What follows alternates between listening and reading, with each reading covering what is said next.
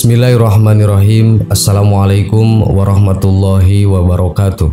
Sahabat yang beriman, Nabi Muhammad SAW merupakan nabi terakhir yang diutus ke bumi. Rasulullah Muhammad SAW menjadi panutan, terutama bagi umat Islam yang tidak pernah menjumpai beliau. Segala tingkah laku yang pernah beliau lakukan menjadi sesuatu yang sunnah untuk umat ditirukan. Kelahiran Rasulullah sangat dinantikan saat itu. Banyak yang bergembira ketika beliau akan dilahirkan. Selain membawa kebahagiaan, kelahiran Rasulullah juga tercatat membawa peristiwa-peristiwa yang penting. Salah satunya adalah malaikat Jibril. Demi selamatkan kelahiran Rasulullah, malaikat Jibril tendang iblis. Rasulullah dilahirkan pada 12 Rabiul Awal atau tahun gajah, lebih tepatnya April 571 Masehi. Beberapa hari menjelang kelahiran beliau, Raja Abraha berencana untuk menghancurkan Ka'bah. Saat itu Ka'bah sedang tidak dalam penjagaan karena masyarakat sedang mengungsi ke atas bukit. Namun penghancuran itu tidak berhasil karena tentara Gajah Abraha dihadang pasukan burung ababil.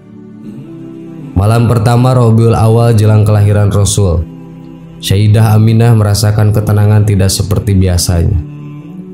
Setiap malamnya pada Rabiul Awal, Sayyidah Aminah selalu mendapatkan petunjuk.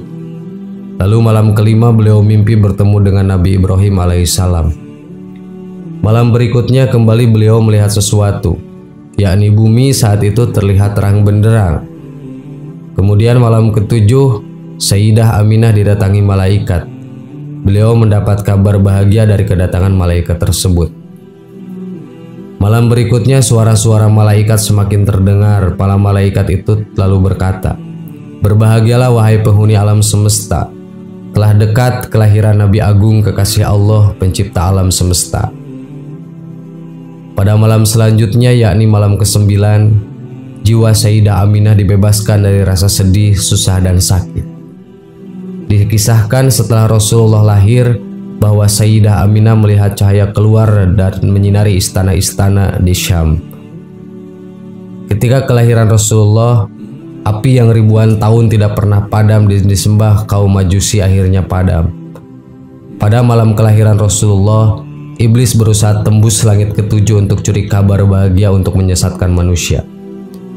Namun hal itu tidak terjadi karena iblis saat itu tidak mampu menembus langit ketujuh dan iblis pun kebingungan. Iblis mencoba mendekat tempat Rasulullah dilahirkan, namun di sekitar tempat itu terdapat banyak malaikat berjaga. Iblis pun menyamar seekor burung, kemudian bertanya untuk ambil bagian, namun ditolak oleh malaikat Jibril. Iblis tahu jika Rasulullah lahir akan menghancurkan misinya, maka iblis pun berusaha mengganggu Rasulullah. Namun malaikat Jibril diutus untuk mengusir iblis itu, hingga akhirnya iblis pun ditendang oleh malaikat Jibril. Iblis mengalami perasaan sedih hanya 4 kali. Salah satunya ketika Rasulullah SAW dilahirkan ke dunia. Sahabat yang beriman, itulah kisah Rasulullah SAW ketika dilahirkan dan ditendangnya iblis oleh malaikat Jibril. Allahu a'lam. Assalamualaikum warahmatullahi wabarakatuh. Bismillahirrahmanirrahim. Assalamualaikum warahmatullahi wabarakatuh. Sahabat yang beriman, bencana gempa sering terjadi di Indonesia. Getaran gempa tidak hanya membuat kepanikan masyarakat, tetapi juga memporak-porandakan rumah dan bangunan. Akan tetapi ada yang lebih mengerikan dari bencana gempa, yaitu kiamat. Dan bencana gempa merupakan salah satu dari tanda-tanda kecil kiamat. Seperti apa penjelasannya? Berikut ulasannya. Para ulama membagi tanda-tanda kiamat dibagi menjadi 2 bagian. Pertama, tanda-tanda kecil, yaitu perkara yang dapat memajukan datangnya kiamat. Tanda-tanda ini masih terjadi dan akan berlangsung jangka waktu panjang atau lama, serta umum terjadi di tengah kehidupan manusia saat ini. Seperti diangkatnya ilmu, yakni dengan meninggalnya para ulama, merebaknya kebodohan, bermegah-megah dalam bangunan. Sebagian tanda-tanda kecil datangnya kiamat itu dapat mengiringi atau menjadi penanda munculnya tanda-tanda yang besar. Kedua, tanda-tanda yang besar, yaitu peristiwa yang menunjukkan hari kiamat akan datang segera dengan cepatnya seketika itu juga. Tanda-tanda ini tidak bisa terjadi atau belum pernah terjadi, seperti munculnya Dajjal, turunnya Nabi Isa, keluarnya Ya'juj dan Ma'juj, serta terbitnya matahari dari barat. Sebagian ahli ilmu atau para ulama membagi tanda-tanda kiamat berdasarkan bentuknya ke dalam 3 bagian. Pertama, peristiwa yang sudah muncul dan berakhir. Apa yang telah terjadi sebagaimana yang telah dijelaskan Nabi Muhammad, seperti munculnya huru-hara pertempuran bangsa Turki. Kedua, peristiwa yang sudah dimulai namun belum berakhir dan itu terus berlanjut, seperti munculnya para pembohong atau penyebar hoaks dan banyaknya gempa bumi. Ketiga, peristiwa yang belum pernah terjadi dan pasti akan terjadi. Bagian yang pertama dan kedua adalah tanda-tanda kecil datangnya kiamat.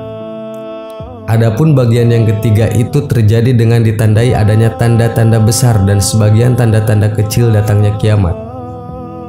Dari keterangan tersebut, jelas bahwa peristiwa gempa bumi merupakan tanda-tanda kecil kiamat yang masih terjadi dan akan terus berlanjut, bahkan akan semakin kuat.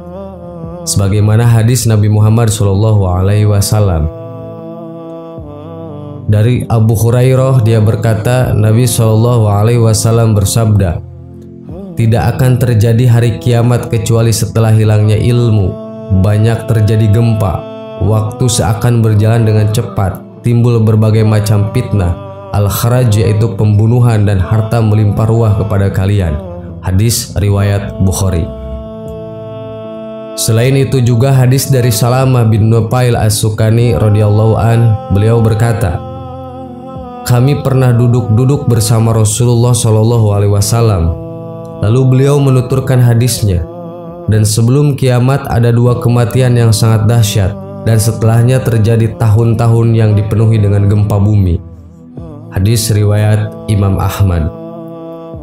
Dalam Fathul Al-Bari, Ibnu Hajar Al-Asqalani menjelaskan banyaknya gempa itu harus memenuhi 2 syarat, yaitu menyeluruh dan konsisten atau terus-menerus. Memang telah terjadi banyak gempa di negara baik utara, timur, atau barat. Tetapi yang dimaksud banyak dalam hadis tadi adalah menyeluruh dan terus-menerus. Hal ini diperkuat dengan riwayat dari Abdullah bin Halawah radhiyallahu anhu, beliau berkata, Rasulullah SAW meletakkan kedua tangannya di atas kepalaku. Lalu beliau berkata, "Wahai Ibnu Hawalah, jika engkau melihat kekhilapan telah turun di atas bumi-bumi yang disucikan, maka telah dekatlah gempa, bencana, dan masalah-masalah besar. Dan hari kiamat saat itu lebih dekat kepada manusia daripada dekatnya kedua tanganku ini dari kepalamu." Hadis riwayat Ahmad.